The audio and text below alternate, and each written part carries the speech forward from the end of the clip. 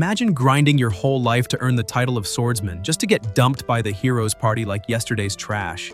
They label you a failure, a useless. Too bad for them, because the guy they threw away is about to become their worst regret. The story kicks off deep inside a dungeon, where a monster that looks like a discount store rabbit suddenly jumps a lone boy. The creature barely gets a moment to exist before Orhan slices it cleanly apart with his sword. Two more rabbits rush in right after, probably thinking they stood a chance. Both go down just as fast, leaving the dungeon floor decorated with fluffy regrets. After shaking off the dust, Orhan realizes something important. He might not be as washed up as he thought. His body still moves smoothly, his swings still land true, and yeah, he can still fight like a proper swordsman. So much for being past his prime. That confidence gets tested immediately when 5 goblins crawl out of the shadows. This time, Orhan decides to stop playing around and finally test his real specialty. He activates Strength Increase, a support spell that boosts physical power and can even reinforce weapons. According to Orhan's own experience, any adventuring party without a buffer is basically asking to get wiped. Attack and defense buffs are the glue that keeps teams alive, whether they admit it or not. With the spell active, Orhan tears through the goblins one by one without taking a single hit. But while he respects enchantment magic, he also knows it comes with a cruel joke attached: time. Exactly 3 minutes later, the buff fades out like a bad subscription trial.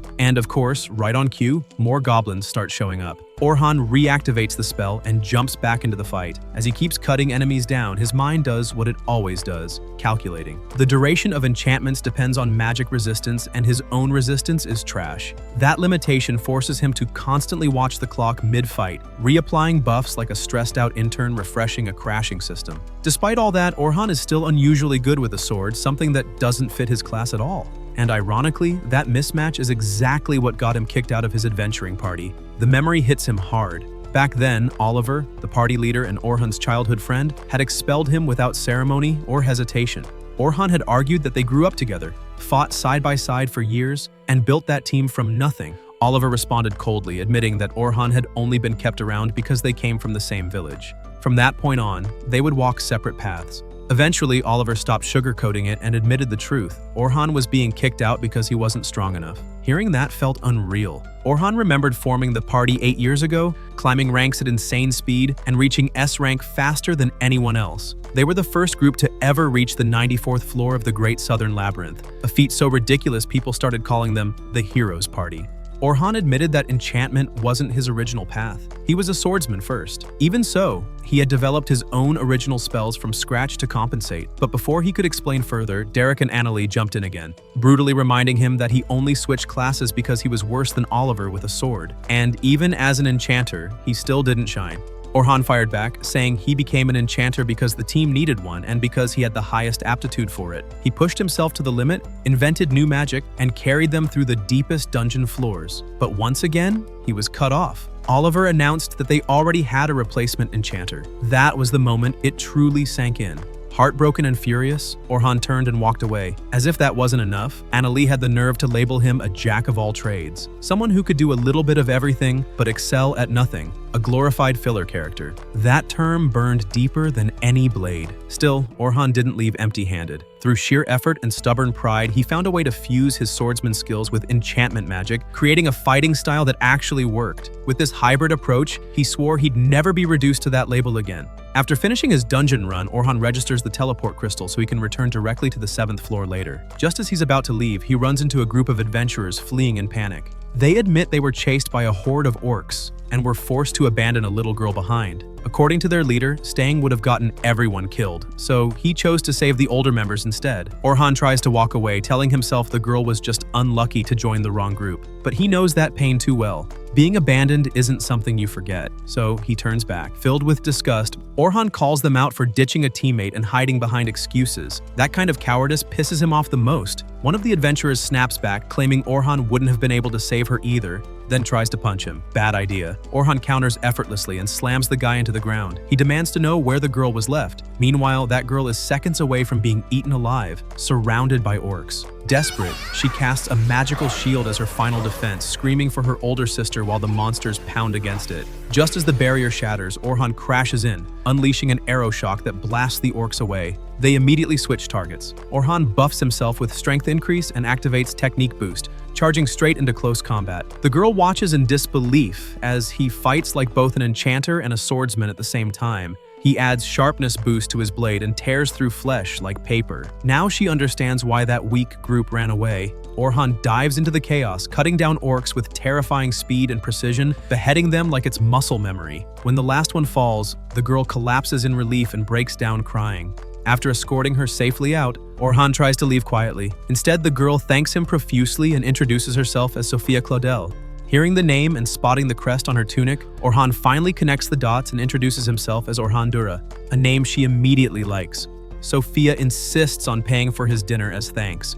He resists, but she refuses to let it go, so he awkwardly agrees. She takes him to a cheap restaurant with amazing food, bearing the same crest. That confirms it. Sophia belongs to the Silver Rabbits of the Night Sky, one of the biggest clans in the kingdom. Inside, Sophia suddenly freezes when she spots her older sister. Selma immediately interrogates her, asking who this guy is and reminding her she's way too young to be dating. Sophia panics, unable to explain, until Selma finally realizes she's staring at Orhan Dura himself. Orhan casually greets her, leaving Sophia completely confused. He explains that Selma is the leader of the Silver Rabbits' strongest S-rank team, the most powerful enchanter in the kingdom, and the woman who revolutionized adventuring by dividing teams into attackers, defenders, and supporters. That system changed dungeon expeditions forever.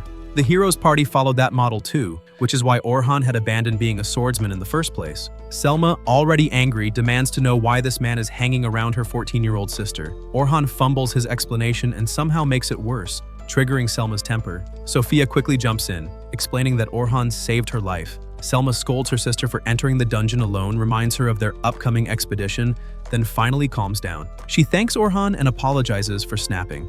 The three sit down, and Selma praises Orhan's performance during the joint assault. Sophia realizes her sister has known him for a long time. When Selma mentions Orhan being part of the hero's party, Sophia is stunned. Orhan quietly says he's no longer part of that team. Selma asks if he's free, clearly thinking about recruiting him. Orhan immediately refuses, wanting to stay solo for now. Selma explains that he misunderstood and that she actually has a job in mind. Selma finally makes it clear that she isn't trying to recruit Orhan out of pity or nostalgia. In reality, she has the perfect job lined up for him. She wants him to accompany the Silver Rabbits on a training expedition starting the day after tomorrow. This mission isn't some casual sightseeing trip. It's a brutal recruitment run where A-rank and S-rank veterans will drag fresh rookies through hell for 3 straight days, descending all the way to the 50th floor of the Great Southern Labyrinth. When Orhan hears that timeline, even he raises an eyebrow. Normally, rookie adventurers would need 6 months to a full year to reach that depth without dying like idiots. Selma explains that it's possible only if they take the shortest route and cut out all unnecessary detours. She also casually drops the real issue. The sponsors want results. Fast, no delays, no excuses. Orhan immediately realizes that even a massive clan like the Silver Rabbits isn't free from pressure. Still, he can't understand why the sponsors are breathing down their necks this hard. But since Selma is clearly determined to push forward anyway, Orhan pieces together the real strategy. If the goal is to strengthen the clan as a whole, then rookies who can't defeat floor bosses don't actually need to. The veterans can handle those fights, register the crystals, and let the newbies move deeper without risking their lives. Selma is genuinely impressed. He figured out the entire plan from just a few hints, proving he's sharper than she expected. In labyrinths, bosses appear every 10 floors, and rookie deaths at those checkpoints are almost routine. But if experienced adventurers take care of the bosses, the recruits can safely descend without ever touching that nightmare. That exact logic is why the clan leader wants Orhan Dura on this expedition. Orhan asks if it's really okay to bring in an outsider for something this important. That's when Selma suddenly grabs his hands, completely wrecking his composure, and tells him how deeply she respects him as an enchanter. Orhan is happy to hear that, but the compliment also stabs straight into his trauma. Being told he wasn't strong enough compared to Selma was the same reason he was kicked out of the hero's party. Now she's asking him to return to that role, and honestly, that sounds like reopening an old wound with zero anesthesia. Because of that, Orhan flat out refuses. Before Selma can argue, Sophia jumps in and announces that she's going too, then starts shaking Orhan like a desperate mascot trying to recruit a star player. Cornered, he says he'll think about it, but makes one thing painfully clear. He quit being an enchanter to focus on becoming a swordsman. If he joins this mission, it'll be as a frontline attacker, not a support tool. That night, Orhan visits the shop of an elderly man who's about to close. Despite the late hour, the old man welcomes him warmly and pours him tea. He's deeply grateful for all the publicity Orhan gave the shop back when he was part of the hero's party, which boosted sales like crazy.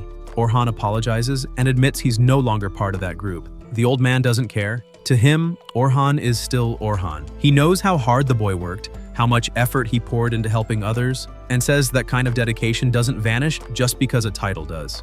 In his eyes, people like Orhan are essential to society. Seeing how uncomfortable the boy gets when praised, the old man tells him to learn how to accept kindness instead of dodging it like an attack. Trusting Orhan's instincts and character, he urges him to do what he believes is right. His journey is long and only just beginning.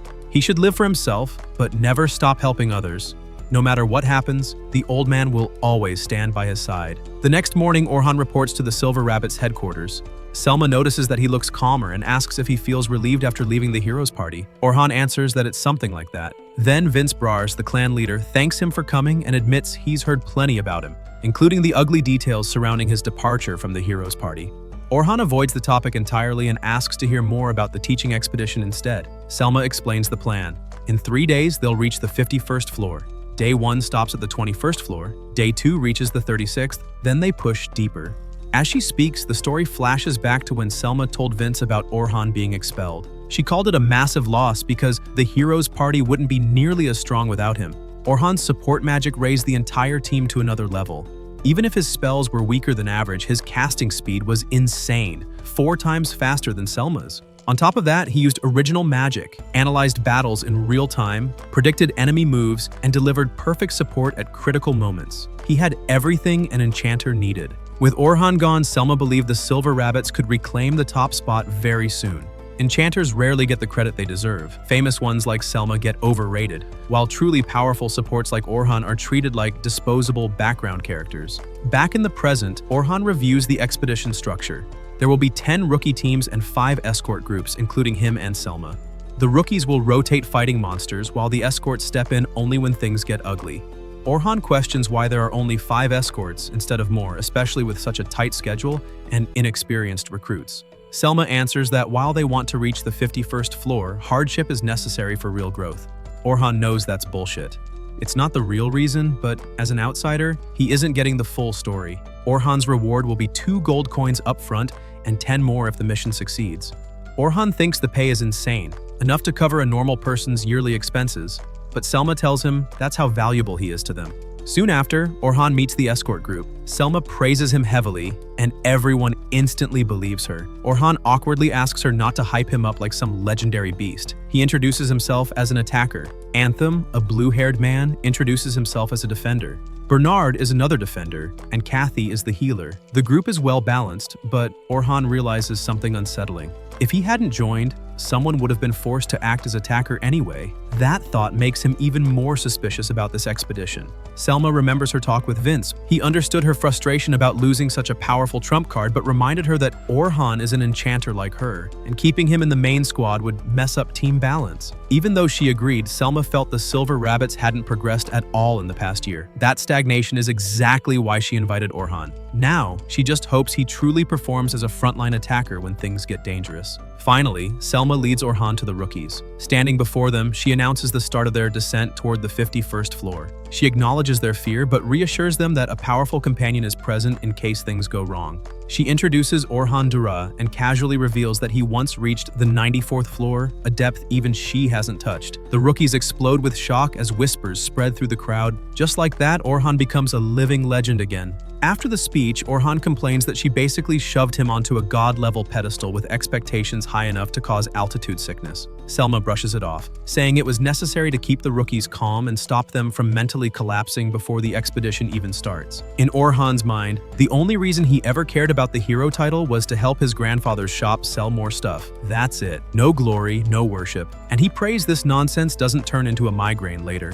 Once the hype train refuses to stop, Selma assigns Orhan to escort Team 10, a trio made up of the most promising rookies. If they actually learn how to work together instead of acting like idiots, they could easily reach the mid-floors. Selma grabs Orhan's hand to give him confidence, which somehow feels more suspicious than comforting. Trusting an outsider this much feels reckless, but she goes with it anyway. Orhan heads over to Team 10, where Sophia is already waiting. He immediately feels something is off and wonders if a member is missing. When he learns that this tiny trio is the entire team, he starts mentally calculating their survival odds and doesn't like the result. 3 rookies is a disaster waiting to happen. One of the boys confidently announces that no one can keep up with their pace. Orhan instantly worries about what kind of nightmare this kid will become when he grows up if he's already this full of himself. He asks them to introduce themselves properly before his patience runs out. The loud one introduces himself as Logan Hayward, an enchanter who boldly claims he'll surpass Selma one day. Confidence is one thing, delusion is another. Next is Caroline Inglot, who identifies herself as a defender.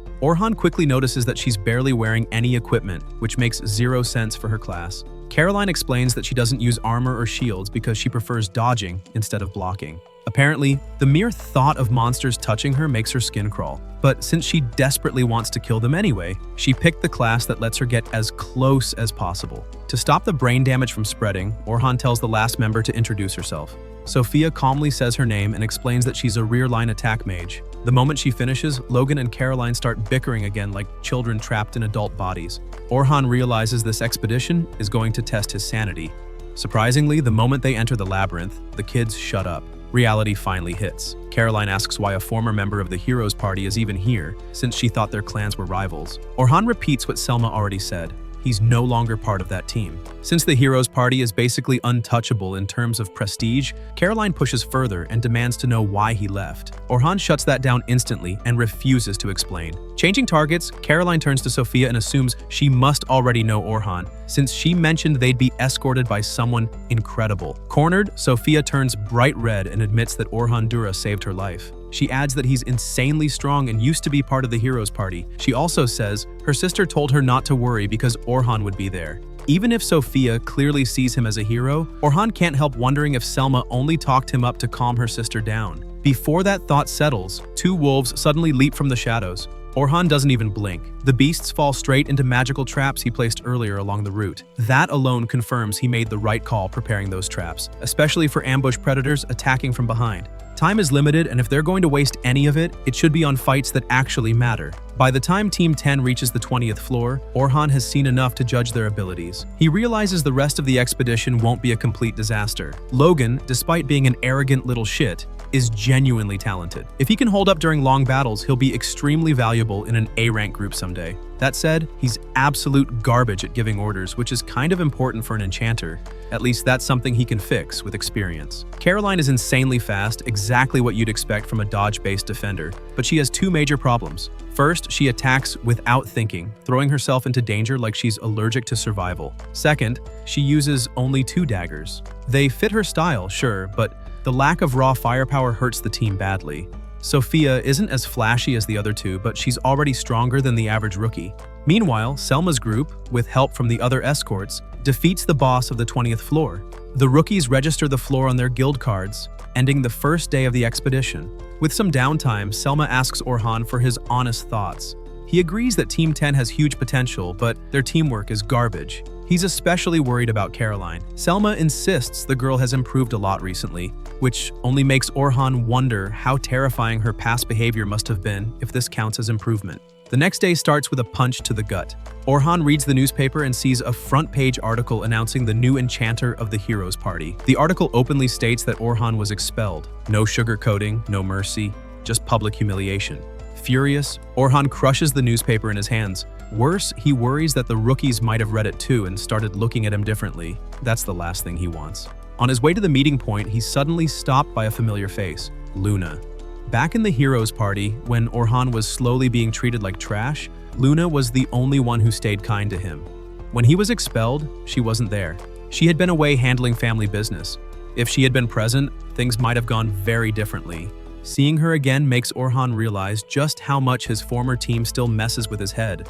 Luna desperately begs him to come back. When Orhan asks if the others want him back too, she admits she's the only one pushing for it. Still, she promises to fight for him if he agrees. Orhan sees the sincerity in her eyes, but says it's already too late, especially after reading that article. Luna grabs his hand and reminds him of their promise to conquer the Great Labyrinth together. Orhan pulls his hand away and shuts it down. That promise was made by him, Luna, and Oliver was the one who threw him out. That promise is dead. With that, Orhan walks away, irritated and exhausted. Deep down, he admits he wanted the 3 of them to stay together forever. He truly wanted to fulfill that promise. But regrets don't change reality. There's no point crying over spilled milk. Orhan Dura has nowhere to go back to. Check out the videos on your screen and subscribe so you don't miss the next part.